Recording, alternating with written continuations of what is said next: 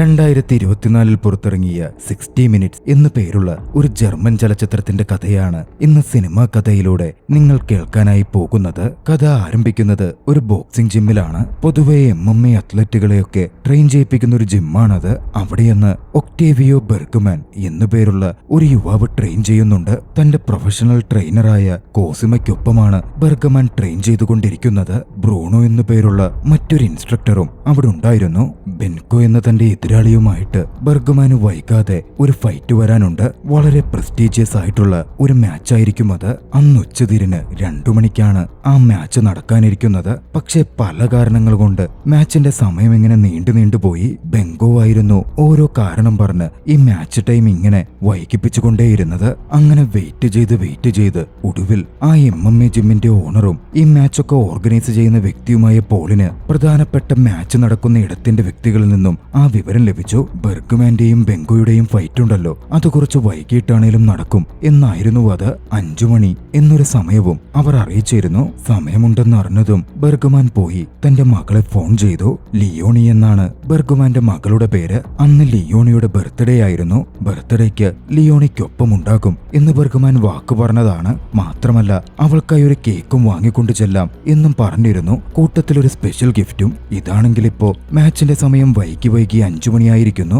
Match വൈകിയതുകൊണ്ടും ഇത്തരത്തിൽ postpone ഒക്കെ ചെയ്യപ്പെട്ടതുകൊണ്ടും തനിക്ക് ബർത്ത്ഡേ പാർട്ടിക്ക് എത്താൻ പറ്റുമോ എന്നറിയില്ല എന്നയാൾ മകളോട് പറഞ്ഞു. മറുവശത്ത് നമ്മുടെ ട്രെയിനറായ കോസിമയാകട്ടെ ജിം ഓണർ പോളിന്റെ മുമ്പിൽ ചെന്നേക്കാണ്. പോളിനടുക്കൽ കോസിമ തനിക്ക് കുറച്ചു നാളുകളായി സാലറി കിട്ടിയിട്ട് സാലറി എവിടെയെന്ന് ചോദിച്ചു. 5 മാസം മുമ്പ് ഇതേ പോള് കോസിമയ്ക്കടുത്ത് അവളുടെ ശമ്പളം ഉയർത്തുന്ന കാര്യവും മറ്റും വലിയ കാര്യത്തിൽ പറഞ്ഞതായിരുന്നു. ഇപ്പോ 5 മാസം പിന്നിട്ടിട്ടും സാലറി എന്ന് പറഞ്ഞ് ഒരൊറ്റ പൈസ അവൾക്ക് കിട്ടിയിട്ടില്ല. പക്ഷേ പോളെപ്പോഴും അതുപോലെ പല വാക്കുകളൊക്കെ പറഞ്ഞൊഴിയുകയായിരുന്നു ചെയ്തത്. അതുകൊണ്ട് തന്നെ കോസിമ ബെർഗ്മാന്റെ അടുത്ത് ഇക്കാര്യം പോളിനോടൊന്ന് സംസാരിക്കണമെന്ന് പറയുകയാണ്. അവിടെ നിന്ന് അവർ മാച്ച് നടക്കുന്നിടത്തേക്ക് കാറിൽ പോകുമ്പോൾ ബെർഗ്മാൻ അക്കാര്യം പോളിനോട് ചോദിക്കുകയും ചെയ്തു. പോളാണേലും അപ്പോഴും ഉരുണ്ടുമാറിക്കൊണ്ടിരുന്നു. അവര് മാച്ച് നടക്കുന്ന ആ ഇടത്തേക്ക് എത്തിപ്പെടുകയാണ്. ബെർഗ്മാൻ ആണെങ്കിൽ ആകെ അസ്വസ്ഥനായിരുന്നു. മകളോട് വാക്കു പറഞ്ഞിട്ട് ബർത്ത്ഡേ അറ്റൻഡ് ചെയ്യാൻ പോലും പറ്റുന്നില്ല. ഒരു അച്ഛൻ എന്ന നിലയിൽ താൻ പരാജയമാണ് എന്നൊക്കെ അവനിങ്ങനെ ചിന്തിച്ചുകൊണ്ടേയിരുന്നു. പോൾ ഇതൊക്കെ കാണുന്നുണ്ടായിരുന്നു. പോള് പറഞ്ഞു, ഈ 19-ാം വയസ്സിൽ അച്ഛനായിട്ട് മുമ്പോട്ട് ജീവിക്കുന്നവർക്കൊക്കെ എക്സ് വൈഫുമായിട്ട് ഇങ്ങനെ പ്രശ്നങ്ങളൊക്കെ ഉണ്ടാകും. നീ അതൊക്കെ വിട്. ആദ്യം നിന്റെ മാച്ചിൽ കോൺസെൻട്രേറ്റ് ചെയ്യ്. അതീ വിജയിച്ച് പണം കിട്ടിയ നിനക്ക് വേഗം മോളുടെ അടുത്തേക്ക് പോകാമല്ലോ. ബെർഗ്മാനും പോളും സംഘവും അറീനയുടെ അങ്ങോട്ടേക്ക് കയറി ചെന്നു. ഹാൾവേയിൽ വെച്ച് ചീനോ എന്നും വിംഗ്ലർ എന്നും പേരുള്ള 2 പേർ വന്ന് അവരെ മീറ്റ് ചെയ്തു. അവരായിരുന്നു ബെർഗ്മാന്റെ നടക്കാനിരിക്കുന്ന മാച്ചുണ്ടല്ലോ അതിന്റെ പ്രൊമോട്ടേഴ്സ് ആയിട്ടുണ്ടായിരുന്നത്. ആ സമയം തന്റെ മുറിയിൽ നിന്ന് ഇറങ്ങി വന്ന ബെങ്കോയെയും ബെർഗ്മാൻ അല്പം ദൂരെ നിന്ന് കണ്ടു. ചീനോ ആകട്ടെ ബെർഗ്മാന്റെ അടുത്ത് ബെങ്കോക്ക് ഒരു സൈക്കിക് അറ്റാക്ക് കൊടുക്കാനും അപ്പോൾ എളുപ്പത്തിൽ ജയിക്കാനൊക്കെ പറ്റും എന്നൊക്കെ പറഞ്ഞെങ്കിലും ഒരു ബാഡ് മൂഡിലായതുകൊണ്ട് ബെർഗ്മാൻ അതൊന്നും വകവയ്ക്കാതെ തന്റെ മുറിയിലേക്ക് പോയി. വൈകാതെ ബെർഗ്മാന്റെ ഒരുക്കങ്ങളൊക്കെ ആരംഭിക്കുകയാണ്. ആദ്യം ചെറിയ മെഡിക്കൽ ചെക്കപ്പ് ഒക്കെ ഉണ്ടാകും. ആ സമയത്തായിരുന്നു ബെർഗ്മാന്റെ എക്സ് വൈഫ് മീന വിളിക്കുന്നത്. മാച്ചൊക്കെ കഴിഞ്ഞോ? മോളോട് വാക്ക് പറഞ്ഞിരുന്നതല്ലേ ബർത്ത്ഡേ പാർട്ടിക്ക് വരുമെന്ന്, കേക്ക് കൊണ്ടുവരുമെന്ന്. എന്നിട്ട് നിങ്ങൾ ഇതെവിടെ എന്ന് ചോദിച്ചായിരുന്നു അവർ ഫോൺ വിളിച്ചത്. മാച്ച് ആരംഭിച്ചിട്ടൊന്നുമില്ലെന്നും 15 മിനിറ്റ് കഴിഞ്ഞ് ആരംഭിക്കുമെന്നും മാച്ച് കഴിഞ്ഞാൽ താൻ നേരെ അങ്ങോട്ടേക്ക് വരുമെന്നും ബെർഗ്മാൻ അപ്പോ മുൻപാരിക്കെടുത്ത് പറയുവാണ്. പക്ഷെ അവരുണ്ടോ ചെവി കൊള്ളുന്നു. നിങ്ങൾക്ക് വരാൻ പറ്റില്ലേ? നിങ്ങൾ എന്തിനാ മോളോട് വാക്ക് പറഞ്ഞേ? അവൾ അതൊക്കെ പ്രതീക്ഷിച്ചിരിക്കില്ലേ? അല്ലേലേ നിങ്ങൾ കുറെ നാളുകളായി മോളുടെ കാര്യത്തിൽ ഇങ്ങനെ ഉഴപ്പുകയും ഒഴിഞ്ഞുമാറുകയും ചെയ്തുകൊണ്ടിരിക്കുക. ഇന്ന് നിങ്ങൾ ബർത്ത്ഡേ പാർട്ടിക്ക് വന്നില്ലേ? മോളുടെ സോൾ കസ്റ്റഡിക്ക് ഞാൻ കോർട്ടിൽ അപേക്ഷ കൊടുക്കും. ബെർഗ്മാൻ ആകെ പരിഭ്രാന്തനും അസ്വസ്ഥനുമായി. ആ മാച്ച് ഇങ്ങനെ വൈകിയതുകൊണ്ട് ബെർഗ്മാന്റെ മകളെ ഒരുപക്ഷെ അയാൾക്ക് നഷ്ടപ്പെടുമെന്ന അവസ്ഥ. ബെർഗ്മാൻ അങ്ങനെ പ്രാന്ത് പിടിച്ച് നിൽക്കുമ്പോഴായിരുന്നു പോൾ അങ്ങോട്ടേക്ക് വരുന്നത്. പോളാണെങ്കിൽ ബെർഗ്മാനോട് പിന്നെയും സംസാരിക്കാൻ തുടങ്ങി. നീ എന്തായാലും ഈ മാച്ചിൽ പങ്കെടുക്കണമെന്നും ഇതിന്റെ പണം കിട്ടിയിട്ട് വേണം ജിമ്മിന്റെ കുറെ കടവും നിങ്ങളുടെ ശമ്പളവും പണവും ഒക്കെ തരാൻ. വേറെ വഴിയില്ലെന്നൊക്കെ പോളങ്ങ് പറയുവാണ്. ഇതൊക്കെ ആ ബെങ്കോ കാരണമാണെന്നും അവനാ ഓരോ കാരണം പറഞ്ഞ് 2 മണിക്ക് നടക്കാനിരുന്ന മാച്ച് ഈ 5 മണി വരെ കൊണ്ടെത്തിച്ചെന്നും പോള് രോഷത്തിലും കൂടി പറയുവാണ്.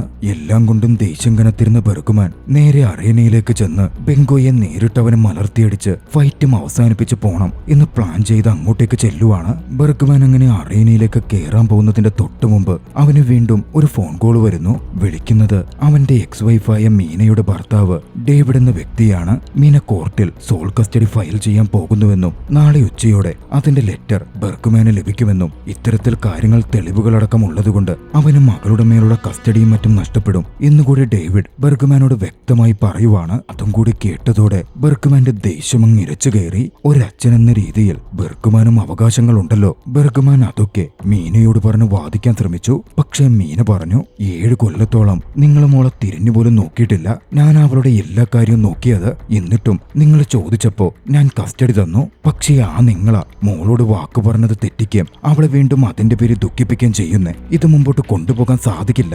ഏറ്റവും ഒടുവിൽ ഒരേ ഒരു അവസരം തരാം. 6 മണി ആവുമ്പോഴേക്കും മോളുടെ അടുത്ത് ബർത്ത്ഡേ കേക്കുമായി എത്തിയിരിക്കണം. ബെർഗ്മാന്റെ പിടി തന്നെ വിട്ടു. മോള് നഷ്ടപ്പെടുന്നത് ബെർഗ്മാനെ ചിന്തിക്കാൻ പോലും വയ്യ. അതുകൊണ്ട് തന്നെ ബെങ്കോയോടുള്ള ഫൈറ്റ് വരെ വേണ്ടെന്ന് വെച്ച് ബെർഗ്മാൻ മോളുടെ അടുത്തേക്ക് പോവാൻ വേണ്ടി ശ്രമിക്കുകയാണ്. പോളാണെങ്കിൽ ബെർഗ്മാനെ തടയാൻ ശ്രമിച്ചു. മാച്ച് ആരംഭിക്കുന്നതിന്റെ തൊട്ടു മുമ്പ് ഇങ്ങനൊക്കെ പോയാൽ മാച്ച് ക്യാൻസൽ ആകുമെന്നും അങ്ങനെ വന്ന ബെർഗ്മാന് വർഷങ്ങളുടെ ബാൻ കിട്ടും എന്നൊക്കെ പോൾ പറഞ്ഞുകൊണ്ടിരുന്നു. പക്ഷെ ബെർഗ്മാന്റെ ചെവിയിൽ അതൊന്നും കേറില്ലായിരുന്നു. ബെർഗ്മാനെ സംബന്ധിച്ചിടത്തോളം അപ്പോഴുള്ള ഒരേ ഒരു ഇമ്പോർട്ടന്റ് കാര്യം 6 മണിന്നൊരു സമയമുണ്ട്. ആ സമയത്ത് തന്റെ മോളുടെ അടുത്ത് ബർത്ത്ഡേ കേക്കുമായി എത്തുക എന്നത് മാത്രമാണ്. എന്തിനു വേണ്ടിയും മകളെ നഷ്ടപ്പെടുത്താൻ ബെർഗ്മാൻ ഒരുക്കമല്ല. ബെർഗ്മാൻ അങ്ങനെ പുറത്തേക്ക് ഇറങ്ങി വരുമ്പോ റീക്കോ എന്നൊരു വ്യക്തിയെ കണ്ടു. റീക്കോ ബെർഗ്മാന്റെ വലിയൊരു ആരാധകനാണ്. പലപ്പോഴും ബെർഗ്മാന്റെ മേലിൽ പെറ്റുവെച്ച് റീക്കോ ഒരുപാട് പണം പോലും സമ്പാദിച്ചിട്ടുണ്ട്. ബെർഗ്മാനോട് പോവരുതെന്നാണ് റീക്കോയും അങ്ങ് പറഞ്ഞുകൊണ്ടിരിക്കുന്നത്. പക്ഷെ തന്നെ ഇങ്ങനെ ശല്യപ്പെടുത്തല്ലേ എന്നും തനിക്കിപ്പോ പോവാതെ പറ്റില്ലെന്നും ബെർഗ്മാൻ റീക്കോയുടെ അടുത്ത് പറഞ്ഞു. ബെർഗ്മാൻ അറീനെ വിട്ട് പുറത്തേക്കിറങ്ങി. ആ സമയത്ത് ബെർഗ്മാന്റെ കയ്യിൽ ഇനി ആകെയുള്ളത് 60 മിനിറ്റുകൾ മാത്രമാണ്. 6 മണിക്ക് മകളുടെ അടുത്ത് എത്തിച്ചേരണം. ബെർഗ്മാൻ ഇറങ്ങി വരുമ്പോ ചീനോയും വിംഗ്ലറും വാതിലിന്റെ അടുത്ത് നിൽക്കുന്നുണ്ട്. പ്രൊമോട്ടേഴ്സായി അവർ ബെർഗ്മാനെ തടയാൻ ശ്രമിച്ചു. ബെർഗ്മാൻ ഉണ്ടോ നിൽക്കുന്നു. അവൻ അവിടെ നിന്ന് പോന്നു. അതോടെ തന്റെ ആളുകളെ വിളിച്ച് ബെർഗ്മാനെ പിടിച്ചുകെട്ടി കൊണ്ടുവരാൻ അവർ ഉത്തരവിടുവാണ്. ബെർഗ്മാൻ ആകട്ടെ നേരെ ഒരു ടാക്സിയിൽ കയറി. ടാക്സി ഡ്രൈവറുടെ അടുക്കൽ നേരെ മാക്സ്ബർഗ് സ്ട്രീറ്റിലേക്ക് വിട്ടു. അവിടെ നിന്നും ഒരു കേക്ക് പിക്ക് ചെയ്യണം. ശേഷം വേറൊരിടത്തേക്കും പോകണം എന്ന് പറഞ്ഞു. അങ്ങനെ ടാക്സിക്കാരിൽ അവരങ്ങനെ പോവാൻ തുടങ്ങി. പക്ഷെ പോകുന്ന വഴിയിൽ ഒരു സെലിബ്രേഷന്റെ ഒക്കെ ഭാഗമായിട്ട് റോഡ് ബ്ലോക്ക് ആയിട്ട് നിൽക്കുവാണ്. പിന്നാലെ അങ്ങോട്ടേക്ക് വിംഗ്ലറിന്റെ ആളുകളും എത്തിത്തുടങ്ങി. അതോടെ ബെർഗ്മാൻ വേഗത്തിൽ കാറിൽ നിന്നിറങ്ങി അവിടെ നിന്ന് ഓടിപ്പോവാൻ ആരംഭിച്ചു. ഒഴിഞ്ഞുമാറി കെട്ടിടത്തിന്റെ അകത്തൂടിയൊക്കെ കടന്ന് ചീനോയുടെയും വിംഗ്ലറിന്റെയും കണ്ണുവെട്ടിച്ച് പോകുവാൻ ബെർഗ്മാൻ അങ്ങനെ ഒരുപാട് ശ്രമിച്ചെങ്കിലും ഏറ്റവും ഒടുവിൽ അവൻ അവരുടെ പിടിയിൽ തന്നെ ചെന്ന് പെടുകയാണ്. വിംഗ്ലറും ചീനോയും അവരുടെ ആളുകളും കൂടി അവനെ ചുറ്റി വളഞ്ഞു. അവനെ പിടിച്ച് മാച്ച് നടക്കുന്നിടത്തേക്ക് കൊണ്ടുപോകാനൊക്കെ അവർ ശ്രമം നടത്തിയെങ്കിലും ബെർഗ്മാൻ അതങ്ങനെ അനുവദിക്കാൻ പറ്റില്ലല്ലോ. ബെർഗ്മാനെ എതിരിടാൻ തന്നെ തീരുമാനിച്ചു. പിന്നെ അവിടെ നടന്നത് ശക്തമായൊരു ഫൈറ്റ് തന്നെയായിരുന്നു. തന്നെ കൊണ്ട് ബെർഗ്മാനെ അങ്ങനെ പിടിച്ചു നിർത്താൻ സാധിക്കില്ല എന്ന് മനസ്സിലായതും വിംഗ്ലർ ബെർഗ്മാനെ അങ്ങ് പോകാൻ അനുവദിച്ചു. പിന്നാലെ തന്റെ മേളിലുള്ള ആളുകൾക്ക് ഫോൺ ചെയ്ത് അവനെ തടഞ്ഞു നിർത്താനും പിടികൂടാനും കൂടുതൽ കാര്യങ്ങൾ ചെയ്യുവാൻ വേണ്ടി നിർദ്ദേശിക്കുകയും ചെയ്തു. ബെർഗ്മാൻ അവിടെ നിന്ന് പോവാനായി ആരംഭിച്ചു. അപ്പോഴാണ് ബെർഗ്മാന്റെ അച്ഛനും അമ്മയും വിളിക്കുന്നത്. തങ്ങളുടെ കൊച്ചുമകളെ മീറ്റ് ചെയ്യാൻ അവന്റെ മുൻ ഭാര്യ മീന അവരെ അനുവദിക്കുന്നില്ലല്ലോ, എന്താ കാര്യം എന്നവർ പരാതി പോലെ ചോദിക്കുവാണ്. ബെർഗ്മാൻ അച്ഛനെയും അമ്മേനെയും സമാധാനിപ്പിക്കാൻ ശ്രമിച്ചു. താനും മുൻ ഭാര്യ മീനയും തമ്മിൽ ചെറിയൊരു വാക്കുതർക്കവും ഫൈറ്റും ഒക്കെ ഉണ്ടായെന്നും വേറെ കുഴപ്പമൊന്നുമില്ല, അതൊക്കെ ഞാൻ വേഗത്തിൽ പരിഹരിച്ചോളാം എന്നും അവൻ അവരോട് പറയുവാണ്. ബെർഗ്മാൻ പിന്നാലെ നേരെ പോളിനെ ഫോൺ ചെയ്തു. ഈ പ്രൊമോട്ടേഴ്സ് ആയിട്ടുള്ള ചീനോയും വിംഗ്ലറും ഉണ്ടല്ലോ, അവരെന്തെത്ര പ്രശ്നമുണ്ടാക്കുന്നത് എന്നറിയാൻ വേണ്ടിയായിട്ടായിരുന്നു അത്. പോള് തനിക്കറിയാവുന്ന കാര്യം പറഞ്ഞു. തനിക്ക് അവരെ അങ്ങനെ നേരിട്ട് പരിചയമൊന്നുമില്ല. പക്ഷെ അവര് ബെർഗ്മാന്റെ മേലിൽ വലിയ തുകയൊക്കെ ബെറ്റ് ചെയ്തിരുന്നു. ഇപ്പൊ മാച്ച് നടന്നില്ലേ, അവർക്ക് വലിയ നഷ്ടം തന്നെ വരുമല്ലോ. ഒരുപക്ഷെ അതായിരിക്കാം കാരണം. പിന്നെ ഒരു പ്രധാന കാര്യം അന്വേഷിച്ചപ്പോ അറിഞ്ഞത് ഈ മാച്ച് ഉണ്ടല്ലോ, ബെങ്കോയും ബെർഗ്മാനും തമ്മിൽ നടക്കാനിരുന്ന മാച്ച് അത് അറേഞ്ച് ചെയ്തത് തന്നെ അവരാണ്. മാത്രമല്ല തേർഡ് റൗണ്ടിൽ ബെങ്കോ പരാജയം സമ്മതിച്ച് പിന്മാറാൻ ചീനോ ബെങ്കോയ്ക്ക് വലിയൊരു തുക കൊടുക്കുകയും ചെയ്തിട്ടുണ്ട്. അവൻ ഡിസ്ക്വാളിഫൈഡ് ആയി പ്രഖ്യാപിക്കപ്പെടുന്നതിന് മുമ്പ് അവർക്ക് ബെർഗ്മാനെ തിരികെ അറീനയിലേക്ക് എത്തിക്കാൻ സാധിച്ചാൽ മാച്ച് നടത്തുകയും വലിയ തുക സമ്പാദിക്കാൻ പറ്റുകയും ചെയ്യും. ഇതിനൊക്കെ പിന്നിൽ എന്തൊക്കെയോ നിഗൂഢതകളുണ്ട്. കാര്യങ്ങൾ വ്യക്തമായതോടെ ബെർഗ്മാൻ കുറച്ച് കൺസേൺഡ് ആയി. ആകെ ഇനി 50 മിനിറ്റുകളോളമേ ബാക്കിയുള്ളൂ. മകൾ ലിയോണിയുടെ അടുത്ത് എത്തുകയും വേണം. അധികം വൈകാതെ വിംഗ്ലറിന്റെ കുറച്ച് ആളുകൾ കൂടി അങ്ങോട്ടേക്ക് എത്തി ബെർഗ്മാനെ ചേസ് ചെയ്യാൻ ആരംഭിക്കുവാണ്. അവരിൽ നിന്ന് ഓടി രക്ഷപ്പെടാൻ ശ്രമിച്ച ബെർഗ്മാൻ ഒടുവിൽ ഓടി തങ്ങളുടെ തന്നെ ബോക്സിംഗ് ജിമ്മിലേക്ക് എത്തിപ്പെടുവാണ്. അവിടെ ട്രെയിനർ കോസിമയും ബ്രൂണോയും ഉണ്ടായിരുന്നു. അനീക്ക എന്നു പേരുള്ള മറ്റൊരു ഫൈറ്ററും അവിടെയുണ്ട്. പിന്നാലെ വിംഗ്ലറും ആളുകളും കൂടി ബോക്സിംഗ് ജിമ്മിലേക്ക് എത്തിച്ചേർന്നു. ഫൈറ്റ് ഉണ്ടാകും എന്ന കാര്യം പിന്നെ പ്രത്യേകം പറയണ്ടല്ലോ. ശക്തമായൊരു ഫൈറ്റ് തന്നെ നടന്നു.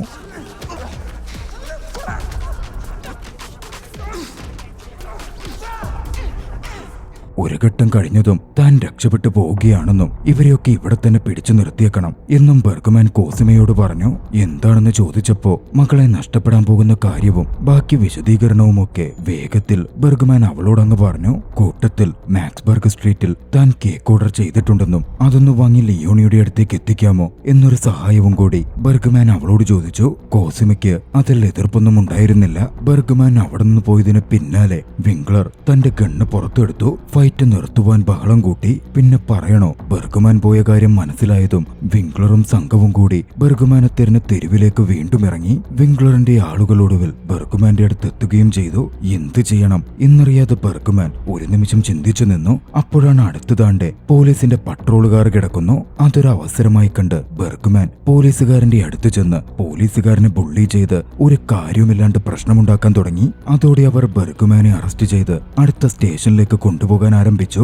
അവിടെ ബെർഗ്മാന്റെ ഉദ്ദേശം എന്താണെന്ന് വെച്ചാൽ പോലീസിനെ കൊണ്ട് പിടിപ്പിച്ച് സ്റ്റേഷനിലേക്ക് പോകുന്ന വഴിയിലാണ് മുൻഭാര്യ മീനയുടെ വീടുള്ളത്. അപ്പൊ എന്തെങ്കിലുമൊക്കെ കാണിച്ച് അവരുടെ കാല് പിടിച്ചിട്ടാണെങ്കിലും അവിടെ ഇറങ്ങുകയും ചെയ്യാം, അവിടം വരെ സുഖമായി എത്തിപ്പെടുകയും ചെയ്യാം. പക്ഷെ സംഭവിച്ചത് എന്തെന്നാൽ ബെർഗ്മാൻ സുരക്ഷിതമായി അങ്ങനെ പോലീസുകാരി പോയിക്കൊണ്ടിരിക്കെ പെട്ടെന്നൊരു വണ്ടി വന്ന പോലീസുകാരനെ അങ്ങ് ഇടിക്കുവാണ്. ആ വണ്ടി ഓടിച്ചിരുന്നതാകട്ടെ വിംഗ്ലറുമായിരുന്നു. തന്റെ തോക്ക് ചൂണ്ടി ബെർഗ്മാനെ അവിടെ നിന്ന് പിടിച്ചുകൊണ്ടുപോവാൻ വിംഗ്ലർ ശ്രമം നടത്തി. പക്ഷേ ബെർഗ്മാൻ ഉണ്ടോ വിടുന്നു. വിദഗ്ധമായി വിംഗ്ലറിന്റെ തോക്ക് കൈക്കലാക്കി ബുള്ളറ്റൊക്കെ കളഞ്ഞ ശേഷം അവിടെ നിന്ന് അവൻ ഓടി രക്ഷപ്പെട്ടു. പോലീസ് കാറിലെ ഉദ്യോഗസ്ഥർ സേഫാണെന്ന് കണ്ടതും വിംഗ്ലറും അവിടെ നിന്നും വേഗത്തിൽ പോകാൻ ആരംഭിച്ചു.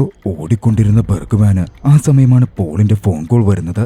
എന്തൊക്കെയാ സംഭവിച്ചുകൊണ്ടിരിക്കുന്നേ? ഒരു പിടുത്തവുമില്ലാണ്ട് പോൾ അവന്റെ അടുത്ത് ചോദിച്ചു. ബ്രൂണോയെ ആരോ തല്ലിച്ചതച്ചിട്ടുണ്ടെന്നും അനാക്കോയെ ആശുപത്രിയിൽ അഡ്മിറ്റ് ചെയ്തിരിക്കുവാണെന്നും പോൾ അവനോട് പറഞ്ഞു. പിന്നാലെ ചീനോ വിളിച്ചിരുന്നെന്നും ബെർഗ്മാൻ ഫൈറ്റിംഗ് അറേനയിലേക്ക് തിരികെ എത്തിയാൽ തങ്ങൾ വേറെ പ്രശ്നമൊന്നും ഉണ്ടാക്കില്ലെന്ന് പറഞ്ഞെന്നും പോൾ വ്യക്തമാക്കി. പക്ഷെ ചീനോ എന്തു തന്നെ പറഞ്ഞാലും ബെർഗ്മാൻ ഒന്നിനും ഒരുക്കമായിരുന്നില്ല. 42 മിനിറ്റേ മുമ്പിലുള്ളൂ ബെർഗ്മാന് മകളുടെ അടുത്തെത്തണം. പിന്നാലെ കോസിമയിൽ നിന്നും ബെർഗ്മാൻ ആ വിവരമെത്തി. കോസിമ മാക്സ്ബർഗ് സ്ട്രീറ്റിലുണ്ടെന്നും പക്ഷെ കേക്കിന്റെ പണം കൊടുക്കാൻ തന്റെ കയ്യിൽ പണമില്ലെന്നുമായിരുന്നു അത്. അതോടെ ബെർഗ്മാൻ വീണ്ടും ആ ബേക്കറിയിലേക്ക് ചെന്നു. പണമടച്ച് കേക്ക് വാങ്ങാൻ തുനിഞ്ഞു. അപ്പോഴായിരുന്നു അങ്ങോട്ടേക്ക് വിംഗ്ലറും സംഘവും വീണ്ടും എത്തുന്നത്. വിംഗ്ലർ ബെർഗ്മാനോട് വലിയ തോതിൽ ദേഷ്യപ്പെട്ടു. മര്യാദക്കനുസരിച്ച് ഫൈറ്റിംഗ് അറേനയിലേക്ക് വന്നാൽ ഒരു പ്രശ്നവും ഒന്നും ഉണ്ടാകില്ല എന്നൊക്കെ വിംഗ്ലർ പറഞ്ഞെങ്കിലും വിംഗ്ലർ ഒരു വലിയ തെറ്റ് ചെയ്തു. ബെർഗ്മാൻ കഷ്ടപ്പെട്ട് ഓർഡർ ചെയ്തിരുന്ന ആ കേക്കുണ്ടല്ലോ, മോളുടെ ബർത്ത്ഡേക്ക് വാങ്ങിയിരുന്ന കേക്ക്, അത് വിംഗ്ലർ ഇടിച്ച് തെറിപ്പിച്ചു കളഞ്ഞു. ബെർഗ്മാന്റെ ദേഷ്യത്തിന്റെ കാര്യം പിന്നെ പറയണ്ടല്ലോ. ബെർഗ്മാൻ ആ നിമിഷം തന്നെ വിംഗ്ലറെ ഇടിച്ച് പന്നിക്കിട്ടു. അവിടെ ഉണ്ടായിരുന്ന കോസിമ തടഞ്ഞില്ലായിരുന്നെങ്കിൽ ആ ഒരു നിമിഷത്തെ ദേഷ്യത്തിൽ ബെർഗ്മാൻ ആ വിംഗ്ലറെ കൊന്നു തള്ളിയേനെ. പിന്നാലെ ബെർഗ്മാൻ ബേക്കറിയിൽ നിന്നിറങ്ങി പുറത്തേക്ക് പോവാൻ തുടങ്ങിയതും ബെങ്കോയും സംഘവും കൂടി അങ്ങോട്ടേക്ക് എത്തിച്ചേർന്നിരുന്നു. ബെർഗ്മാനെ പിടിക്കാനുള്ള ഉദ്ദേശത്തോടെയായിരുന്നു അവരും എത്തിച്ചേർന്നത്. ബെർഗ്മാൻ ഓടാൻ തുടങ്ങി. ബിങ്കോയും സംഘവും പിന്നാലെയുണ്ട്. ഓടുന്നതിനിടയിലായിരുന്നു റീക്കോ അങ്ങോട്ടേക്ക് തന്റെ മോട്ടോർ സൈക്കിളിൽ എത്തുന്നത്. ബെർഗ്മാന്റെ ഫാനായ റീക്കോ ബെർഗ്മാൻ ഒരു ലിഫ്റ്റ് ഓഫർ ചെയ്തു. ബെർഗ്മാനെ രക്ഷപ്പെടുത്താം എന്നൊക്കെ പറഞ്ഞായിരുന്നു ആ ലിഫ്റ്റ് ഓഫർ ചെയ്യുന്നത്. തന്നെ വേഗത്തിൽ ഏതെങ്കിലും ഒരു സബ്വേ സ്റ്റേഷനിലേക്ക് എത്തിക്കാൻ ബെർഗ്മാൻ റീക്കോയോട് പറഞ്ഞു. മകളുടെ അടുത്തേക്ക് എത്തിച്ചേരാനാണ് എന്നുമൊക്കെ അയാൾ ഇങ്ങനെ പറയുന്നുണ്ട്. തൊട്ടു പിന്നാലെ ബെർഗ്മാൻ ഇപ്പോൾ ഡിസ്ക്വാളിഫൈഡ് ആയിക്കഴിഞ്ഞു എന്ന് പറഞ്ഞ് പോളിന്റെ മെസ്സേജും ബെർഗ്മാനെ തേടിയെത്തി. ബെർഗ്മാന്റെ മേലിലായിരുന്നു ചീനോയും വിംഗ്ലറും.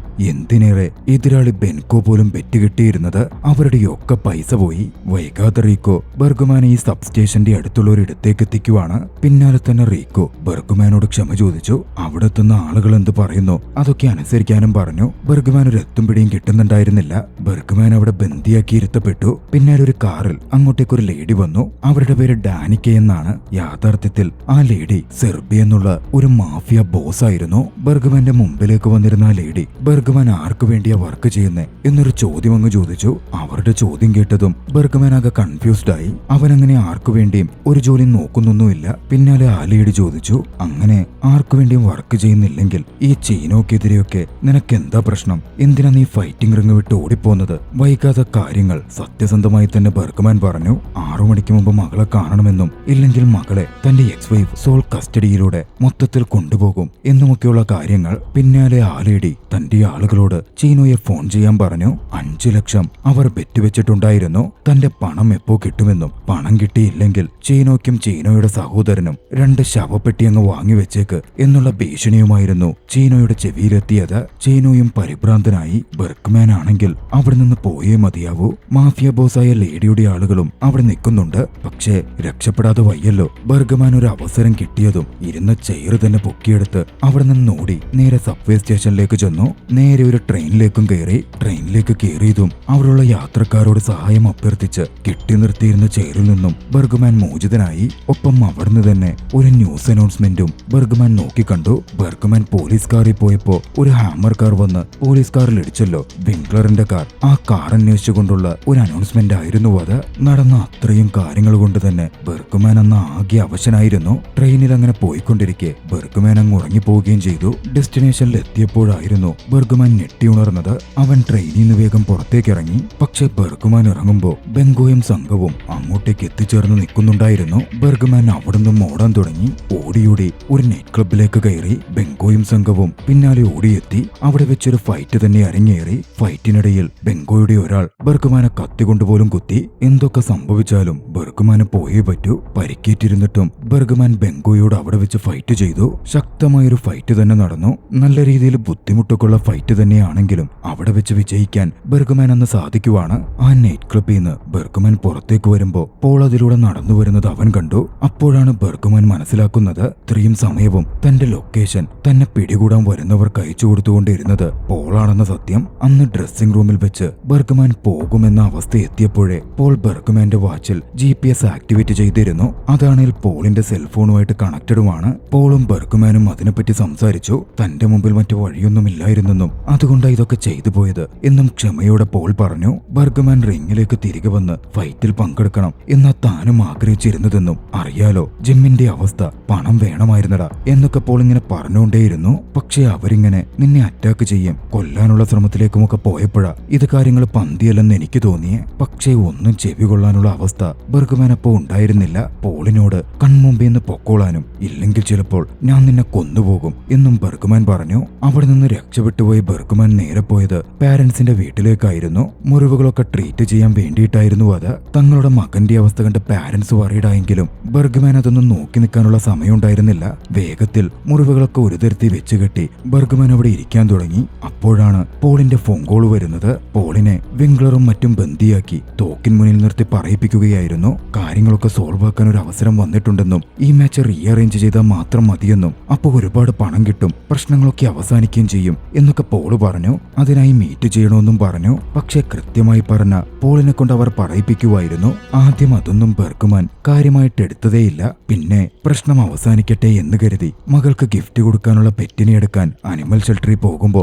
അവിടെ വെച്ച് മീറ്റ് ചെയ്യാമെന്നും പറഞ്ഞു. ബർഗ്മാൻ പിന്നാലെ പുറത്തേക്ക് പോകുമ്പോ നേരെ റീക്കോയെ വിളിച്ചു. റീക്കോയുടെ അടുത്ത് ചീനു ഇപ്പോ എവിടെയുണ്ടെന്ന് അറിയാമെന്നും നമ്മുടെ ഈ ബെറ്റിംഗ് പണവും ഒക്കെ അവന്റെ പക്കല ഉണ്ടാവുകയെന്നും അത് വീണ്ടെടുക്കാൻ ഒരു ഐഡിയ പ്ലാൻ ഉണ്ടെന്നും എന്തായാലും താൻ അനിമൽ ഷെൽട്ടറിൽ എത്തുമ്പോ അങ്ങോട്ടേക്ക് വന്നാ മതിയെന്നും ബർഗ്മാൻ കൂട്ടിച്ചേർത്തു. ബർഗ്മാൻ വൈകാതെ ആ അനിമൽ ഷെൽട്ടറിലേക്ക് എത്തിച്ചേർന്നു. പോരുന്ന വഴിയിൽ ബർഗ്മാൻ പോലീസിനെയും കോണ്ടാക്ട് ചെയ്തിരുന്നു. കാര്യം താൻ അവിടെ എത്തുമ്പോ ചീനോയും വിംഗ്ലറും പോളിന്റെ സഹായത്തോടെയോ അല്ലാതെയോ അങ്ങോട്ടേക്ക് എത്താനുള്ള സാധ്യത ബർഗ്മാൻ മുമ്പിൽ കണ്ടിരുന്നു. അങ്ങനെയാണെ കാർ ഇടിപ്പിച്ച കുറ്റത്തിന് വിംഗ്ലറെ അറസ്റ്റ് ചെയ്യിപ്പിക്കാൻ സാധിക്കുമല്ലോ. കാര്യങ്ങളൊക്കെ വഷളാവാൻ സാധ്യത മുമ്പിൽ കണ്ട ബർഗ്മാൻ സ്വാട്ട് ടീമിനെയും കൊണ്ടുവരണം എന്ന് പോലീസിനോട് പ്രത്യേകം നിർദ്ദേശിക്കുകയും ചെയ്തു. വൈകാതെ പോളും ചീനോയും കുറച്ച് ആളുകളും അങ്ങോട്ടേക്ക് എത്തിച്ചേർന്നു. ചീനോ പോളിന്റെയും ബർഗ്മാന്റെയും മേൽ വലിയ ദേഷ്യത്തിലായിരുന്നു. അവര് കാരണമാ ആ മാഫിയ ബോസ് തന്നെ കൊല്ലാൻ വേണ്ടി ഇപ്പൊ പിന്നാലെ വന്നുകൊണ്ടിരിക്കുന്നേ, പണം ചോദിച്ചുകൊണ്ടേയിരിക്കുന്നേ എന്നൊക്കെ ദേഷ്യത്തിൽ അയാൾ പറഞ്ഞുകൊണ്ടിരുന്നു.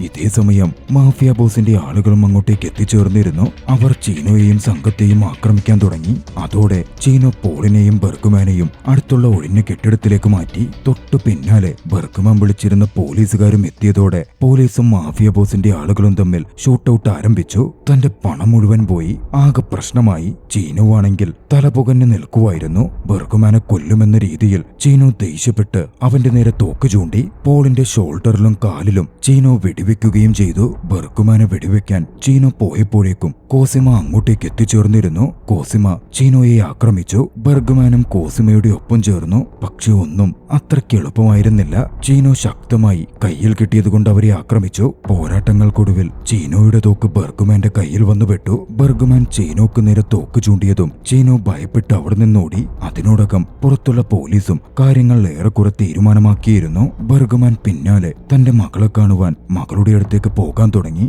പോകുന്ന വഴിയിൽ അവൻ വീണ്ടും രക്ഷപ്പെട്ടോടിയ ചീനോയെ കണ്ടു. ബർഗ്മാനെ ആക്രമിക്കാൻ എന്ന പോലായിരുന്നു ചീനോ നോക്കി നിന്നത്. പക്ഷെ തൊട്ടു പിന്നാലെ അവൻ അവിടെ കുഴഞ്ഞു വീണു. അതോടെ ബർഗ്മാൻ വീണ്ടും മുമ്പിലേക്ക് നടന്നു. അപ്പോഴേക്കും ഏറെ അവശനിലയിൽ ബർഗ്മാൻ എത്തിയിരുന്നു. മകളുള്ള വീടിന്റെ മുമ്പിലേക്ക് എത്തിയതും ബർഗ്മാൻ അവിടെ തളർന്നു വീണു. ശബ്ദം കേട്ട് പുറത്തേക്ക് ഇറങ്ങി വന്ന മകൾ ലിയോണി കണ്ടത് വീണ് കിടക്കുന്ന അച്ഛനെയായിരുന്നു. അവൾ ഓടി വന്ന് തന്റെ അച്ഛനെ കെട്ടിപ്പിടിച്ചു. എന്താ പറ്റിയെന്ന് ചോദിച്ചു. ചെറിയ ആക്സിഡന്റ് പറ്റിയതാ എന്നായിരുന്നു ബർഗ്മാൻ പറഞ്ഞത്. പിന്നാലെ പുറത്തേക്ക് മീനയും ഇറങ്ങി വന്നിരുന്നു. മകൾ അച്ഛനെ കെട്ടിപ്പിടിച്ച് കിടക്കുന്നത് അവർ നോക്കിക്കണ്ടു. മീനയുടെ ഹസ്ബൻഡ് പുറത്തേക്ക് വന്ന് ഇതെന്താ എന്ന മട്ടിൽ ഷൗട്ട് ചെയ്യാൻ ശ്രമിച്ചെങ്കിലും ഒരു കുഴപ്പമില്ല, നിങ്ങൾ അകത്തേക്ക് പോയെന്ന് പറഞ്ഞ് മീന ഹസ്ബൻഡിനെ പറഞ്ഞയച്ചു. തനിക്കിപ്പോൾ പരാതികളില്ലെന്ന മട്ടിൽ ബർഗ്മാൻ കൊണ്ടുവന്ന പൂച്ചക്കുട്ടിയെയും എടുത്ത് അവൾ വീടിനകത്തേക്ക് നടന്നു. ബർഗ്മാൻ തന്റെ മകളെയും കെട്ടിപ്പിടിച്ച് അവിടെ അങ്ങനെ കിടക്കുന്ന ദൃശ്യത്തോടെ ചലച്ചിത്രം അവസാനിക്കുന്നു. നിങ്ങൾക്ക് ഈ ആക്ഷൻ ത്രില്ലർ ചലച്ചിത്രം ഇഷ്ടമായെങ്കിൽ വീഡിയോ ലൈക്ക് ചെയ്യുക. അഭിപ്രായങ്ങളും നിർദ്ദേശങ്ങളും കമന്റുകളിൽ രേഖപ്പെടുത്തുക. കഴിയുമെങ്കിൽ ചാനൽ സബ്സ്ക്രൈബ് ചെയ്തും കൂട്ടുകാർക്ക് ഷെയർ ചെയ്തു കൊടുത്തും ഞങ്ങളെ സപ്പോർട്ട് ചെയ്യുക. അടുത്ത എപ്പിസോഡിൽ മറ്റൊരു മികച്ച ചലച്ചിത്രവുമായി നമുക്ക് കണ്ടുമുട്ടാം. അതുവരെ ബൈ.